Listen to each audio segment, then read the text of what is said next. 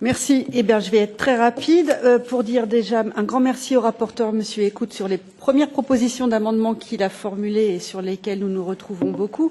Indiquer qu'on est dans un texte qui est fondamental et parce qu'il y a des répercussions concrètes. Et je vais vous donner l'exemple de l'Île-de-France qui est en pic de pollution aujourd'hui et demain. Pic de pollution, ça veut dire quoi? Ça veut dire que les émissions de polluants accompagnées avec la forte chaleur font que les personnes malades, les personnes enceintes, les jeunes enfants doivent absolument rester confinés, ne pas sortir pour ne pas respirer l'air qui est le nôtre. Donc ce que nous faisons et ce sur quoi nous allons nous positionner aujourd'hui en conformité avec l'accord de Paris que nous avons signé et voté l'année dernière ont des effets et ce n'est pas uniquement pour demain, pour dans 10 ans, c'est déjà pour aujourd'hui et c'est très important.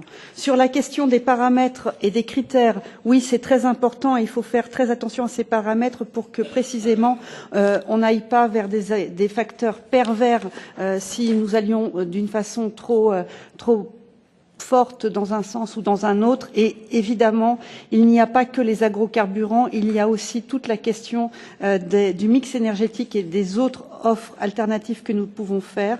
Incorporer les externalités négatives va être très important et regarder ça de façon globale entre nos collègues de la Comitré qui sont la commission de plein exercice, mais aussi avec la commission Envie et la commission Agri.